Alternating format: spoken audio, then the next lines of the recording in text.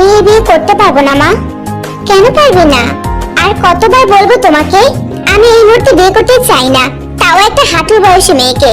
আমার একটা ক্যারিয়ার আছে, লাইফ আছে, আমি আমার ক্যারিয়ারটা গুছিয়ে নিতে চাইছি। এটা কেমন কথা জাঙ্কু? তুই তো নিজেই বলেছিলি তুই বিয়ে করবি। সারাদিন তোমাদের ঘ্যান ঘ্যানিতে লেগে বলেছিলি মেয়ে দেখতে। আমি কি জানতাম নাকি তোমরা সেই কথা ধরে একদম বিয়ের দিনক্ষণ ঠিক করে এসে আমাকে জানাবে? জাঙ্কুক, বিয়েটা আমি ঠিক করে ফেলেছি। পরশু তোর বিয়ে, আর আজ তুই বলছিস বিয়ে করতে চাইছিস না? মেয়েটাকে তুই তো এখনো দেখিসনি, একবার দেখ, দেখবি বিয়ে না করে থাকতে পারবি না। জাঙ্কুক উঠে দাঁড়ালো। সে কোনোভাবেই বিয়ে করবে না। জাঙ্কুক একদম শান্ত অথচ গম্ভীর কণ্ঠে বলল, আমার রুচিবোধ এতটাও নিচে নামিনি যে হাঁটুর বয়সে একটা মেয়েকে চোখের দেখায় বিয়ে করে ফেলবো। আর তোমাদের কাণ্ডজ্ঞান দেখলে আমি অবাক হয়ে যাই। আমার বয়স 30 আর মেয়ে এখনো 18 পেরোয়নি। তোমরা কিনা তার সাথে আমার বিয়ে ঠিক করে ফেলেছো। মানুষ যখন জানতে পারবে তরুণ রাজনীতিবিদ জিয়ন জাঙ্কুক এমন একটা মেয়েকে বিয়ে করেছে যে এখনো 18 পেরোয়নি, তখন আমার মান সম্মান আর কিছু বাকি থাকবে? আমার এতদিনের সাজানো ক্যারিয়ার মুহূর্তেই ধ্বংস হয়ে যাবে। বাল্যবিবাহের অপরাধে আমাকে পুলিশ ধরে নিয়ে যাবে। জিন প্রচন্ড অস্থির হলেন। এই সময়ে এসে ছেলের মুখে এই কথা মোটেও আশা করেনি তিনি। তাছাড়া মেয়ে তার বড় ভাইয়ের শালার মেয়ে, বড় মুখ করে জিহকে কথা দিয়েছিল জিন। থেকে প্রথম দেখাতেই তার বেশ পছন্দ হয়ে গিয়েছিল, তাই আর বয়সের দিকে তাকায়নি সে। আমি আর কোনো কথা শুনতে চাইছি না, আমি এই বিয়েটা করব না, ব্যাস এটাই শেষ কথা। বিয়ে ভেঙে দাও তুমি। এই বলেই জাঙ্কুক মায়ের সামনে আর 1 মিনিটও দাঁড়ালো না, হন হন করে হেঁটে বেরিয়ে যায়। সে খুব ভালোভাবেই জানে এই মুহূর্তে মায়ের সামনে থাকলে ইমোশনাল ব্ল্যাকমেইল করবে। মাথায় হাত দিয়ে ধপ করে বসে পড়ল জিন। সে এই মুহূর্তে এসে কিভাবে বিয়ে ভাঙার কথা বলবে, এরপর কিভাবে আর কোন মুখেই বা বড় ভাই আর তার শ্বশুরবাড়ির লোকের সামনে দাঁড়াবে? বড় ভাবিকেই বা কিভাবে মুখ দেখাবে সে? বড় ভাবি কত ভালোবাসতেন তাকে। বিছানায় নিশ্চুপ হয়ে বসে আছে তে। শরীরে তার লাল রঙা একটি তাঁতের শাড়ি জড়ানো, সদ্য পা দিয়েছিল কলেজের গণ্ডিতে। বয়স আর কতই বা হবে, এই 16 কিংবা 17। তখনই যেন চারিদিকে হই হুল্লোড় পড়ে গিয়েছিল তার বিয়ের। সে যে এই মুহূর্তে বিয়ে করতে চায়নি, কিন্তু মুখ ফুটে বলতেও পারেনি কাউকে। গ্রামের মেয়ে সে, স্বভাবতই ভদ্র, স্বল্পভাষী, লাজুক। তবুও শেষে মনকে বুঝিয়েছিল সে, মেনে নিয়েছিল নিজের ভাগ্যকে। স্বপ্ন দেখা শুরু করেছিল এক অচেনা অজানা সুপুরুষকে নিয়ে। একবার ছবি দেখে তার ছবি এঁকে নিয়েছিল নিজের মনের মধ্যেখানে। বিয়ের তোড়জোড় শুরু হয়ে গিয়েছিল, আত্মীয় স্বজন সবাইকে দাওয়াত দেওয়া হয়েছিল। কিন্তু হায়, কাল বিয়ে, আর আজ ছেলেপক্ষ কোনো কারণ ছাড়াই বিয়ে ভেঙে দিয়েছে। তে বাবা মাথায় হাত দিয়ে বসে পড়েছে। সে নিজের ভুলের জন্য মনে মনে গুমড়ে মরছে। কোনো কিছু বিচার না করে বোন জামাইয়ের কথায় বিশ্বাস এবং ভরসা করে মেয়ের বিয়ে ঠিক করে ফেলেছিল সে। এখন কি হলো? ছোট মেয়েটার জীবনটা নিজ হাতে অগোছালো করে দিল। গ্রামের মানুষ যেন উঠে পড়ে লেগেছে তেল খুদ ধরতে। গ্রামের কিছু মানুষ স্বভাবতই এমন, তেলকে তাল বানানোই তাদের কাজ। তাই আনমনেই তাকিয়ে রইল জানালার দিকে। ওর তো কোনো দোষ ছিল না, ওর মনে এর আগে কখনো বসন্তের ছোঁয়া লাগেনি। ছোট থেকে বড় হতে এই প্রথম কোনো পুরুষকে নিয়ে মনের কোণে স্বপ্ন বুনেছিল সে, ভালোবাসার স্বপ্ন দেখেছিল। সেই পুরুষই কিনা আজ তাকে অসম্মানিত করে বিয়ে ভেঙে দিল, কাচের মতো ভেঙে গড়িয়ে দিল তার ছোট্ট মনটাকে। দীর্ঘশ্বাস বেরিয়ে এলো তের। এই বুঝি তার ভাগ্যে ছিল। সবকিছুই যেন স্তব্ধ হয়ে আছে। সব আত্মীয় স্বজন চলে গেছে। এখন আপাতত বাড়ির সবাই তেকে নিয়ে ভাবছে। হঠাৎ করে তের ফুফু বলে ওঠে, দেখ ভাই, যা হবার হয়ে গেছে, এতে তো তের কোনো দোষ নেই। আর আমার ননদের ছেলের জন্য প্রস্তাবটা আমিই রেখেছিলাম। এত বড় একটা ঘটনা যখন আমার জন্যই হয়েছে, তখন তের দায়িত্ব আমি নিতে চাই। আমি ওকে আমার সাথে নিয়ে যাব। আমার তো 2 মেয়ে, কোনো ছেলে নেই, সেখানে ওর কোনো অসুবিধা হবে না। এতক্ষণে মুখ খুলল জিহব, গম্ভীর কণ্ঠে বলল, আমার মেয়েকে আমি কোথাও যেতে দেব না। তোর কথা শুনে আমি একটা ভুল করেছি বুবু। আমার মেয়েটার কি বা বয়স হয়েছে, তবুও তোর কথা শুনে আমি মেয়ের বিয়ে দিতে চেয়েছিলাম, নিজেই নিজের ছোট মেয়েটার সর্বনাশ ডেকে এনেছি আমি। আমি জানি আমি ভুল করেছি। তেকে আমি সব সময় আমার মেয়ের মতোই দেখেছি। সবকিছু বাদ দিয়ে মেয়েটার মন এখন ভালো না। সেই দুপুরে দাঁত দিয়েছে, এখনো খোলেনি। অন্তত মেয়েটার কথা ভেবে মেয়েটাকে আমার সাথে যেতে দে। এখানে মেয়েটা ভালোভাবে থাকতে পারবে না, কথা দিচ্ছি। তোর মেয়ের কোনো অমর্যাদা হতে দেব না আমি। একবার যে ভুল আমার দ্বারা হয়েছে, সে ভুল আর হবে না। যেহুক চুপ রইলো। সত্যি তো বলেছে সে, গ্রামের মানুষ তো ভালো না, আরো পেয়েছে সুযোগ। তার মেয়েটাকে তারা তো বাঁচতেই দিবে না।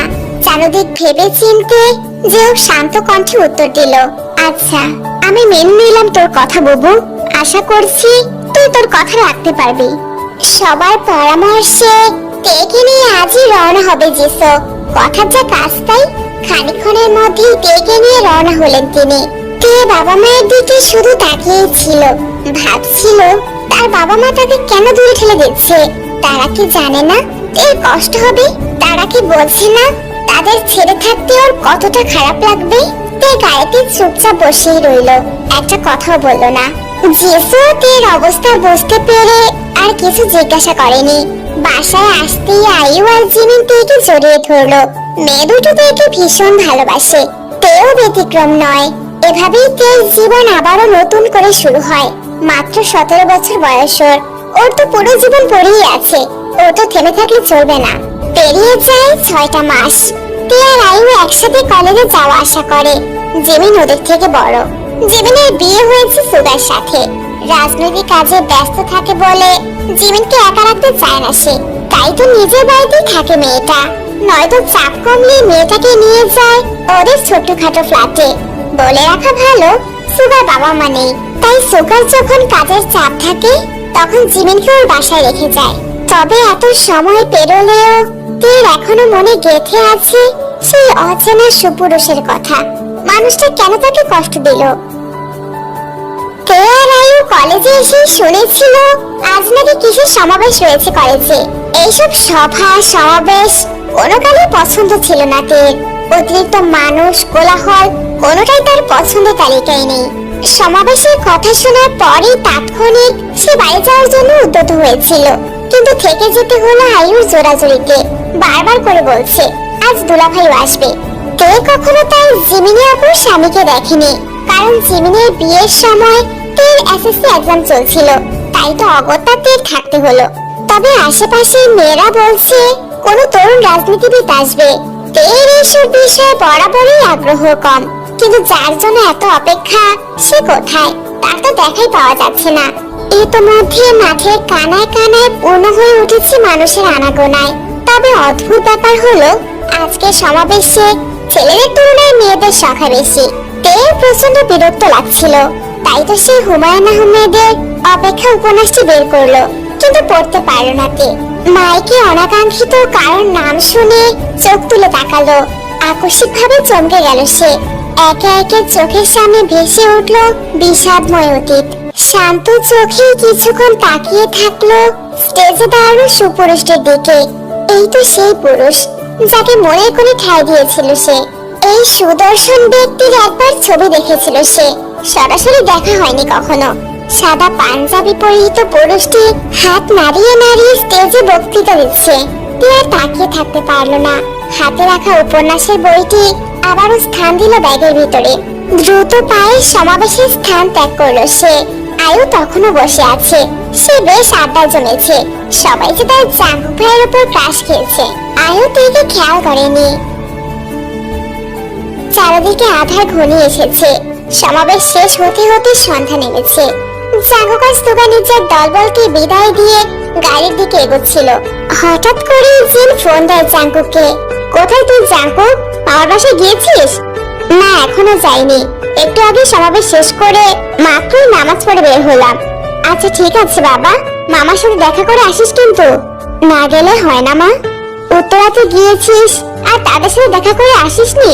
বড় ভাইয়া জানতে পারলে খুবই কষ্ট পাবেন। তাদের সাথে দেখা করে বাড়ি ফিরবি। আচ্ছা রাখছি মা। সুগা, আমি তোর সাথে যাচ্ছি, নয়তো মাছ বাড়িতে তুলবে না, শিওর থাক। আমি তো বলছি তোকে আজকে তোর কোথাও যাওয়া হচ্ছে না। এই বলে ওরা দুজনেই রওনা হলো নিজেদের গন্তব্যে। ওদিকে তে বাড়ি আসার পর থেকে দরজা বন্ধ করে আছে। যে কেউ ডাকতে গেলেই বলছে খাবো না, খিদে নেই। ড্রয়িং রুমের সোফায় চিন্তিত মুখে বসে আছে জিসু। পাশে দাঁড়িয়ে রয়েছে জিমিন আর আয়ু, তারাও বেশ চিন্তিত। হঠাৎ মেয়েটা কি হলো? সকালেও তো ঠিকই ছিল সবটা, হাসি মুখে কলেজে গেল আর বিষণ্ণ মুখে কলেজ থেকে ফিরলো। কলেজে কি কিছু হয়েছে? ওদের ভাবনার মাঝে হঠাৎই ঝংকার তুলে বেজে উঠলো কলিং বেলটা। এত রাতে আবার কে এলো? সুগারও তো আজ আসার কথা নয়, তাহলে হঠাৎ এখন কি এলো? সে তো দরজা খুললেই দেখতে পাবি, জাগে দরজা খুলে দে। আয়ু আর কথা না বাড়িয়ে দরজা খুলে দিল। আরে জাঙ্কুক ভাইয়া, তুমি আসবে বলনি তো? তখন যে কত করে বললাম। সুগা ভাইয়া কোথায়? এত প্রশ্ন একসাথে করলে কোনটার উত্তর দেব? সামনে থেকে সর, সুগা আসছে।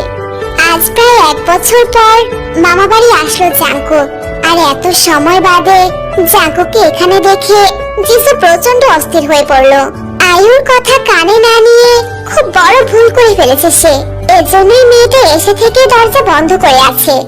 জাঙ্কুক জিসুকে এভাবে দেখে বলল, মামি কোনো সমস্যা? ঠিক আছে তুমি? আমি এসে কোনো সমস্যায় ফেললাম না তো? আরে না না বাবা, পাগল ছেলে। আয় বস। সুগা বাবা তুমিও বসো। তোমরা আসবে আজকে একটাবার বলতে পারতে। সুগা কিছু বলছে না, শুধু জিমিনের দিকে আর চোখে তাকাচ্ছে। জিমিনেরও একই অবস্থা। তোরই তো বল, এত লুকিয়ে লুকিয়ে দেখতে হবে না। চুপ শয়তান মেয়ে, বড় পেকে গিয়েছিস না? আরো কিছু সময় অতিবাহিত হলো। রাত প্রায় 11টা। তের প্রচুর খিদে পেয়েছে, আর পারা যাচ্ছে না। গোসল করে একেবারে বেরোলো ঘর থেকে। এদিকে জাঙ্কুকরা সবাই খেতে বসেছে। জিসু ইচ্ছে করে তেকে ডাকেনি, ভয় করছে তার। মেয়েটা কতদিন পর স্বাভাবিক হয়েছিল, আবার জাঙ্কুকেও তো চলে যেতে বলা যায় না। আয়ু, সুগা, জিমিন বা জাঙ্কুকের মামা আমি কেউই ওকে যেতে দিবে না। বাইরে ঝড় হবে হবে ভাব, তে জানেও না তার জন্য কি অপেক্ষা করছে। আওয়াজ পেয়ে জিসু তের দিকে তাকালো। এদিকে মামির দৃষ্টি অনুসরণ করে জাঙ্কুকও সেদিকে তাকায়। এক মুহূর্তের জন্য যেন থমকে গেল সে। ইস, হার্টবিট বুঝি মিস হয়ে গেল একটা। কোন এক শুভ্র পরি দাঁড়িয়ে আছে। একটু পরপর বিদ্যুৎ চমকানোর আলোতে পরিষ্কার হয়ে উঠছে তার মুখশ্রী। তীর তীর করে কাঁপছে সেই শুভ্র পরি ঠোঁটজোড়া। জাঙ্কুক অপলক দৃষ্টি তাকিয়ে আছে তের মুখ পানে। তে ধীর পায়ে এগিয়ে এলো খাবার টেবিলের সামনে। আস্তে ধীরে বসলো ঠিক জাঙ্কুকের বিপরীত পাশে। জাঙ্কুক আর তাকিয়ে থাকতে পারলো না, চোখ নামিয়ে খাবার প্লেটে দৃষ্টি নিবদ্ধ করলো। জিসু খাবার দিল তেকে। তে নিশ্চুপ ভাবে খাবার শেষ করে আবার উঠে গেল সে। একবারের জন্যও তাকালো না অপর পাশে বসা সুদর্শন পুরুষটির দিকে। জাঙ্কুকের মনে মনে রাগ হলো ভীষণ। এত কিসের অহংকার এই মেয়ে, যে একবার তাকালো না পর্যন্ত? যেখানে হাজার মেয়েরা তাকে একটা পলক দেখার জন্য অস্থির হয়ে থাকে, সেখানে এই মেয়েটি তার দিকে একটা বারও তাকালো না। আগে তো কখনো এমন হয়নি। আগে তো কোনো মেয়েকে দেখে এমন অদ্ভুত অনুভূতিও জাগেনি তার মনে। সব সময় ক্যারিয়ার আর রাজনীতির পিছনে ছুটেছে সে। তবে আজ কেন এমন হলো? মেয়েটি কে মামি? আমার ভাইয়ের মেয়ে। খাওয়ার দিকে মনোনিবেশ করলো জাঙ্কুক। সে চিনতেই পারলো না তেকে।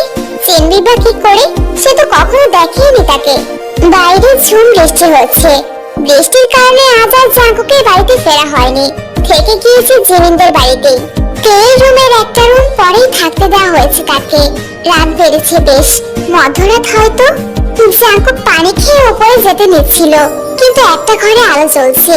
জাঙ্কুক আয়ু ভেবে দরজায় ধাক্কা দিল, কিন্তু ঘর অন্ধকার, কেউ নেই সেখানে।